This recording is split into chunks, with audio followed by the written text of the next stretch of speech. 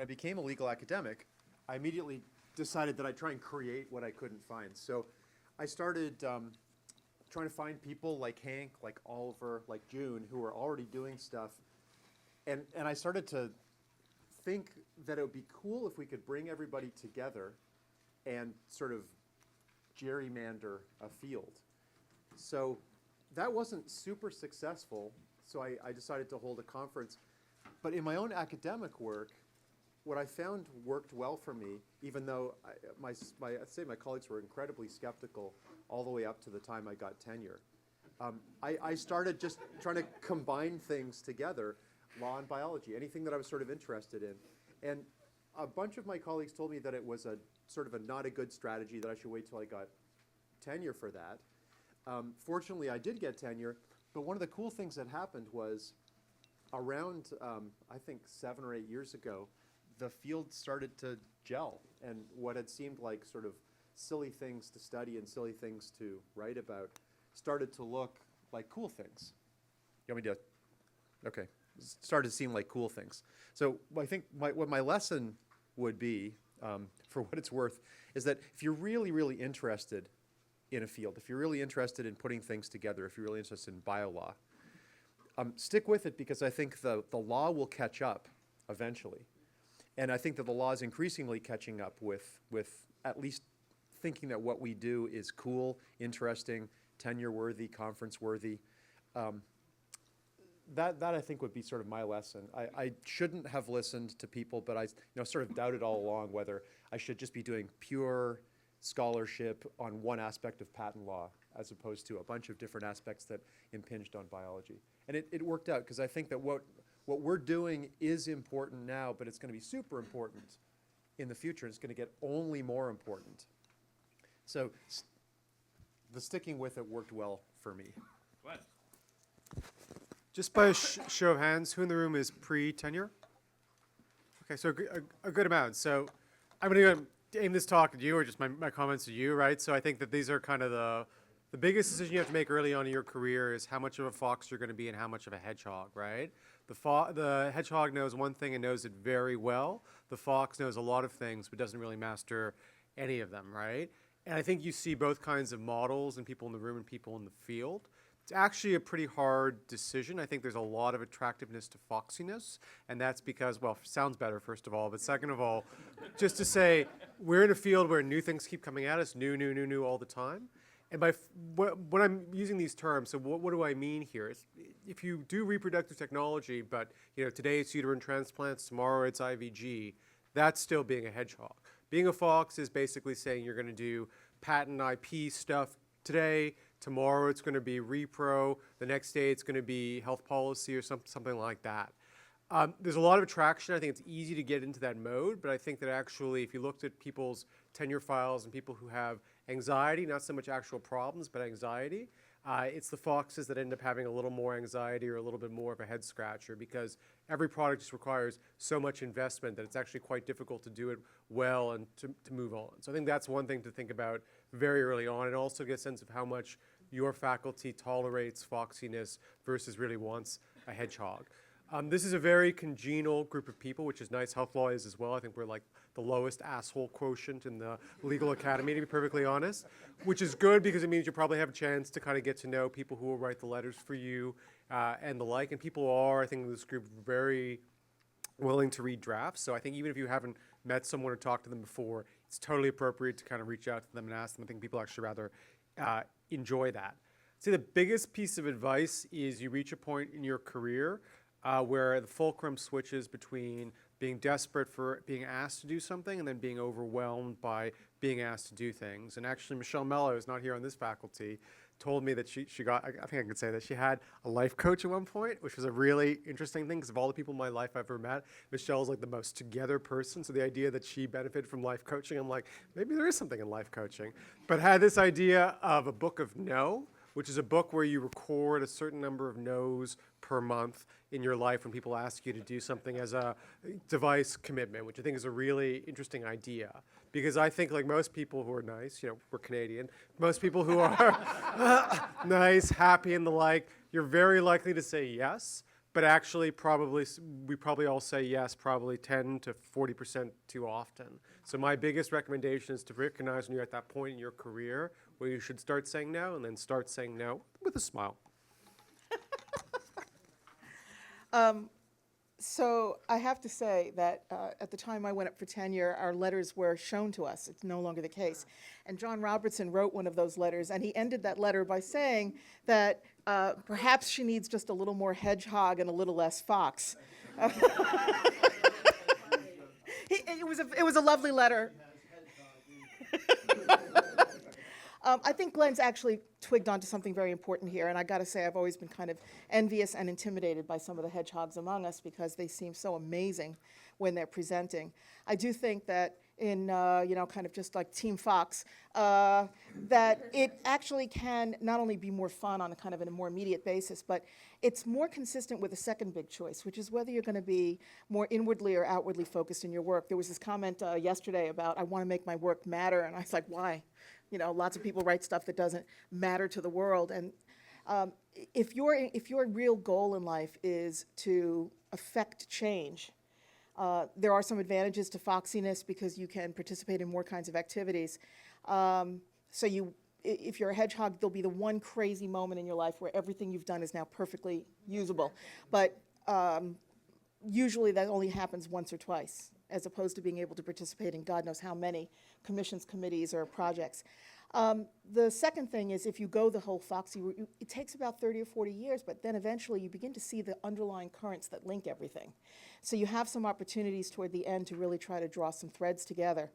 But I think that the big decisions are not only kind of the style of scholarship, but whether really what you want to be is a kind of intellectual leader for people in the field, or whether what you want to be is not a public intellectual, but more like a public resource for the policymakers in the field or for the clinicians in the field. And these things are not completely mutually exclusive, but they are somewhat separate kinds of paths to follow. And the last thing I would simply say is just do what feels good. I mean, everybody in this room has worked so hard for so long at every stage of our careers that we deserve to do something we get up in the morning and desperately want to do.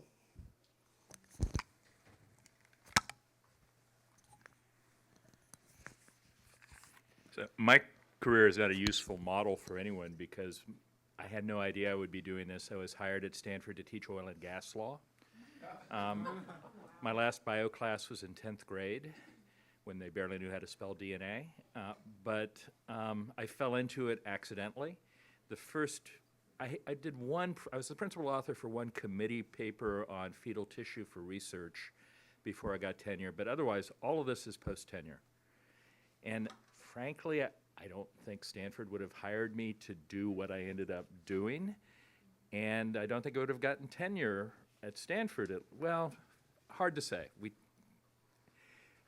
I would have been much more anxious about tenure if I had done before tenure what I did after. And I love the advice, do what feels good. I also though feel a little bit like do what feels, for those of you who are junior, do what feels good, but do keep an eye on getting tenure, because tenure is a very liberating moment. I guess the other choice I'd point to, and they're both good and bad aspects to this, who do you write for? You can write for law reviews, and your colleagues are likely to never read it, because no one will ever read a law review article, but at least acknowledge that this is worthwhile and important stuff, even though it's only been read by you and you hope your research assistant when he claimed to proofread it. Or you can write with things that end up in Science, Nature, New England Journal, JAMA, that may be read by 100,000 people.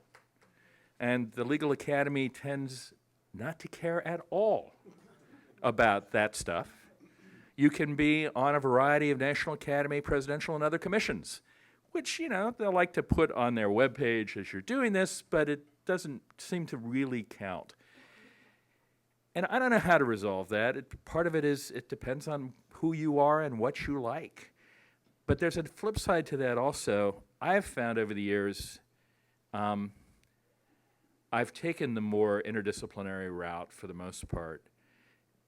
And that one disadvantage I hadn't really thought about, I feel more alienated from traditional legal scholarship than I would like.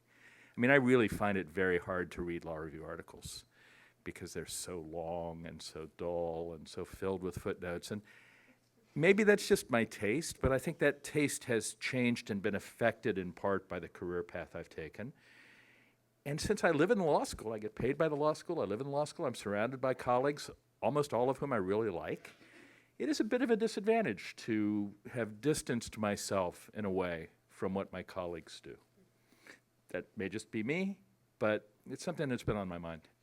So, comments from the audience. Nick? So just for the record, to note the strange use of animals throughout the last 2 days, from ducks to orcs, and now to hedgehogs and foxes. Glenn, you brought that up, and it reminded me a little bit of the Wendy's model of for healthcare, that we should be hiring pit crews, not cowboys. No, just And I wondered for the post-tenure lot, those of us who are meant to be influencing our institutions, do you think we should be trying to build our institutions more around foxes or more around hedgehogs, or is there some sort of middle ground of sort of future interdisciplinary work that we should be pushing our colleagues to understand and our institutions to reflect? Chimeras, is that an okay answer? No.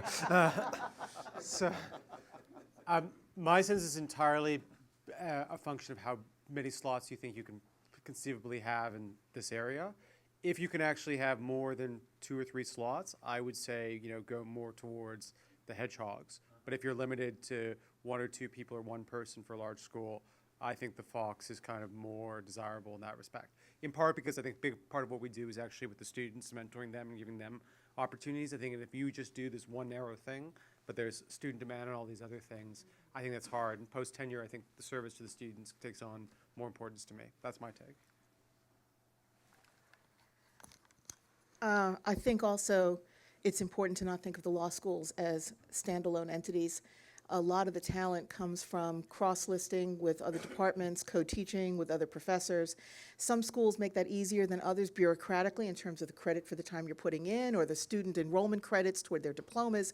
And so sometimes what you really need to work on is not even the hiring. It's in eliminating the many kind of computer software-based or personality-based obstacles to using the kind of resources you already have.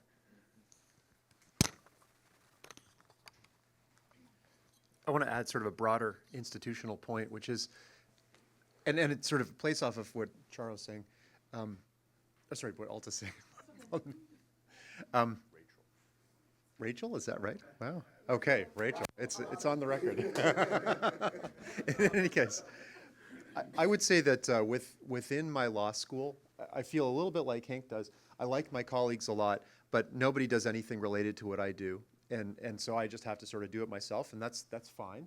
I get along well with folks, but most of my colleagues are in other places. But at the wider university, what's seen as possibly a disadvantage, just sort of like foxiness at the law school, became a huge advantage for me, because the rest of the university has decided that interdisciplinarity and foxiness is what they're trying to encourage. And so I would say within my law school, I'm probably viewed as a productive scholar who's a little bit eccentric because of what I do.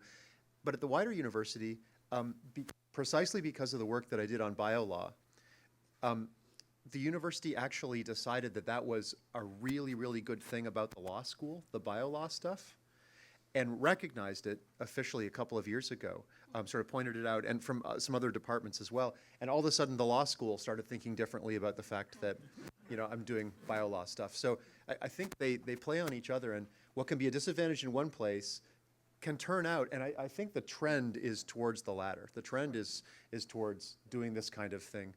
I absolutely agree. It's great to be a hedgehog, but maybe you have to be a little bit of a foxhog in the end. I don't know. Ooh, chimeras. So I'll just add one more thing. this interdisciplinarity, it actually did get me a little points, I think, with the law school or with the law school administration, because I'm kind of showing the flag over at the medical school.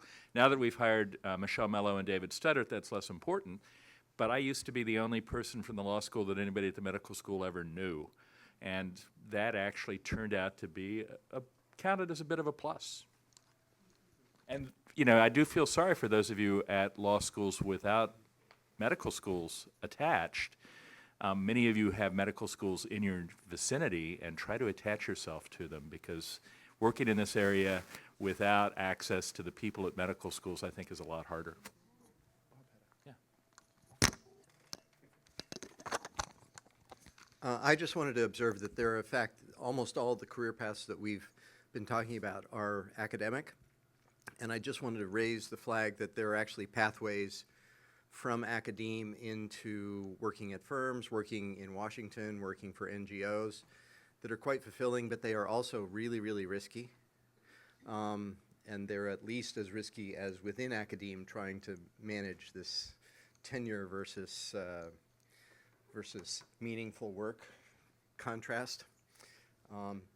But I was thinking maybe, Jen, if you might talk about, so there are the AAAS fellowship experiences, there are RWJ fellowship experiences that take you outside of academe for a while. When you have done an experience like that, you become very attractive because you have a body of contacts and knowledge and experience that's actually quite valuable even within academe. So you may end up getting the next job, but then to get promoted within that job, you're back in the box of trying to figure out how do I match my career needs. So Jen, do you have any comments about managing that? So anyway, I've worked for 3 organizations, all of which are dead now. And in one, you know, twice in my career, I've actually it's been serious peril. It's not mere anxiety. It's like real existential crises that come up when you're following one of these career paths. But I wouldn't change anything. That's right, you know, so I told I told the folks at ASU when they were hiring me that they knew what they were getting. So, Jen, do you have anything? I put you on the spot.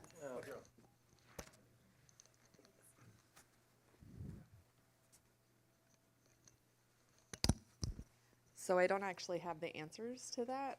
I actually came yesterday, to help get answers to those questions. Because I think Bob is right. I wouldn't trade the AAAS fellowship experience for anything. I gave up a tenure track appointment at Einstein College of Medicine to go do it because they wouldn't give me a leave of absence to do it.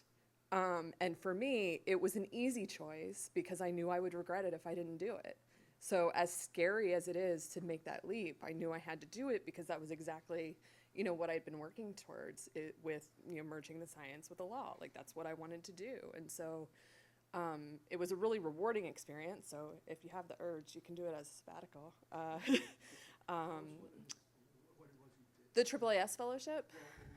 What area of medicine you're in? Oh, so my background's in anthropological genetics and law. And the appointment that I had at Einstein was in the Department of Epidemiology and Population Health, with crossovers with Montefiore bioethics. And so when I went to the AAAS fellowship, I was a congressional fellow with Senator Ed Markey from Massachusetts, and I managed the judiciary portfolio for him and helped with environmental law and health, consumer protection and some health issues. So it really was amazing to have that level of exposure. But yeah, it's been challenging getting back into my research and figuring out, the fox, the hedgehog, what I'm doing, where I'm trying to go. And to your point, I just try to do what's fun. Maybe that's not the right move professionally, but that's probably the route I'll take. Very briefly, because the AAAS has been mentioned a couple of times, I'm hoping people here realize it's not just for entry-level people, but at every level of seniority. The AAAS fellowships now have been expanded beyond just congressional. It's also throughout the executive branch. I did one at USAID. Bob, I don't know if you got to OTA on a AAAS. I worked at OTA with Bob as a regular employee, not a special person. But it is also the case that they only take people who've got a PhD in the sciences or a terminal degree in engineering or an MD. So it's for the people here who've got those degrees with or without their JD that it's available. I don't know about the RWJs, I think that's, you have to have if you have a faculty position at a medical or nursing or other health sciences kind of school, right? For those. Mid-career health Right. professional. You have to be able to sell yourself as that. Yeah.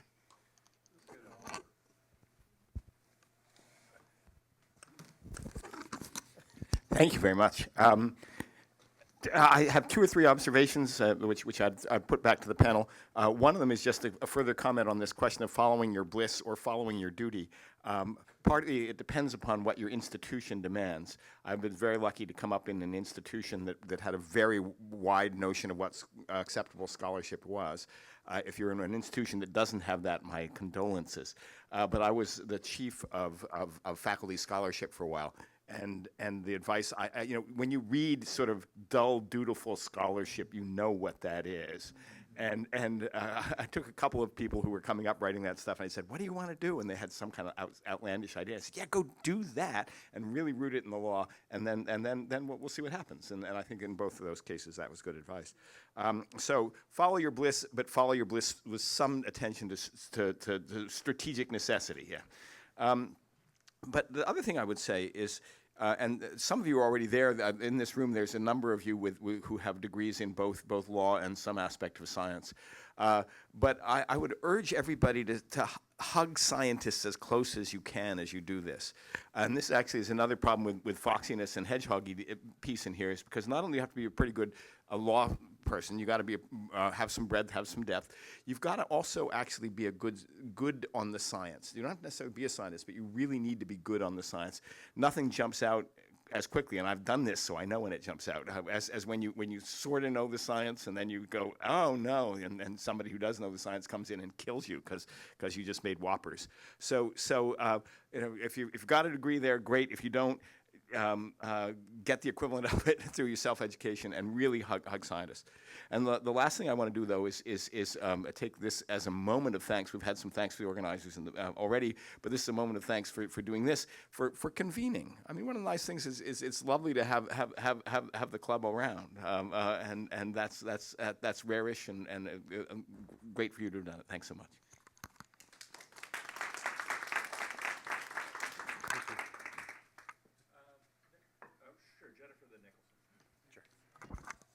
I was just going to make one point to the up and coming here, is that, and I'll change the animal metaphor again, and say if you're a fox wolf, pay attention to your pack, and particularly the alphas, because when you're coming up doing this kind of research, it can make a huge difference if you have someone who's there to mentor you. And I look to June Carbone and Oliver Goodenough, who both paved the way for me to make it at my institution doing what I'm doing. And so find your allies, find the alphas, and lean on them, and then be one yourself.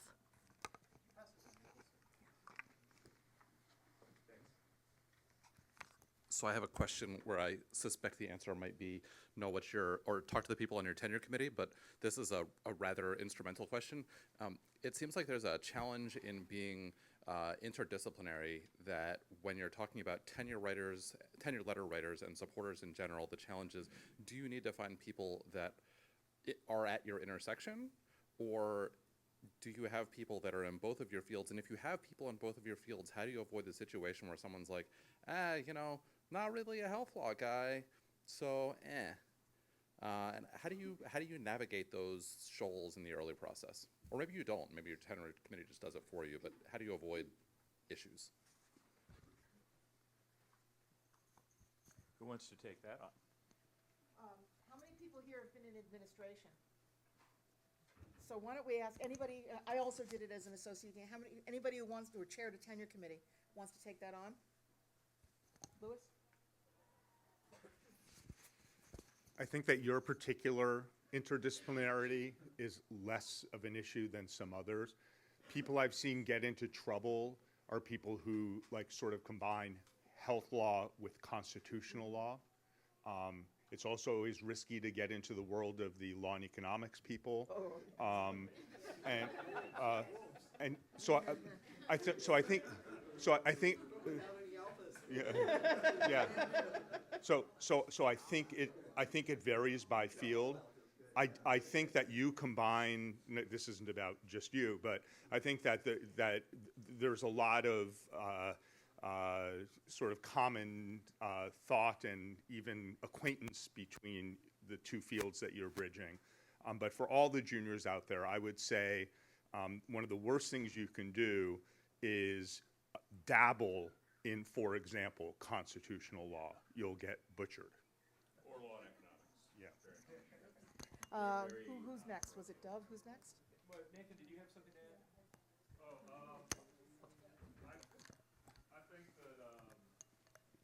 I think your tenure committee. I think your tenure committee plays an important translational role, and so if you have a good tenure committee, they can translate why your work is good and important and worthwhile to not only the rest of your faculty, but I think getting that message across to the rest of the university is also important, because colleagues in other disciplines aren't used to law reviews, student selected, student edited. So I think there's an important translational role that your committee will perform. Finding the right reviewers is always difficult, but I think what's, back to Glenn's point, it's nice in our field that there are plenty of really nice people, and I get the sense in at least health law that we're all dealing with these real problems, and we're not making up problems and fighting over stuff that's not in, we're considering debating things that have real significance, and so there's this kind of common goal aspect to it. But you know, talk to your, if there are concerns for the pre-tenure people, talk to your committee about how to package yourself and translate your work to explain to your colleagues who may not appreciate it why it's important and why you selected these publications and these venues and perhaps who you're trying to influence. We'll take 5 more minutes. I just want to take prerogative for 1 second. I'll give it to you 1 second. It occurs to me, after what you just said, it occurs to me that probably 90% of the tenure letters that I've been asked to write have probably been directed towards me because of the interdisciplinary stuff that I do, and the candidates have been interdisciplinary. I don't think I noticed it before you just said that, but I'm sure that I've been targeted as a person who can help translate what looks like an eclectic group of interests into a coherent story. So that's also, I think, like a service that anybody here could provide, be available to do that and to be the translator between the fields.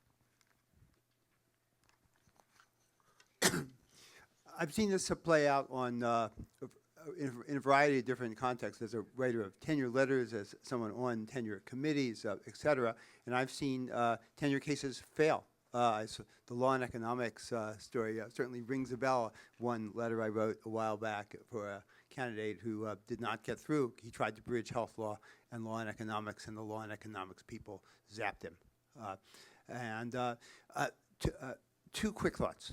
One, I've been astonished by the extent to which this institutional structural problem gets personalized in terms of the intellectual and or character defects alleged about particular people who are running afoul of this bridging. Second, for the junior folks here, I actually believe that there's a fairly safe, or at least in relative terms, safe course.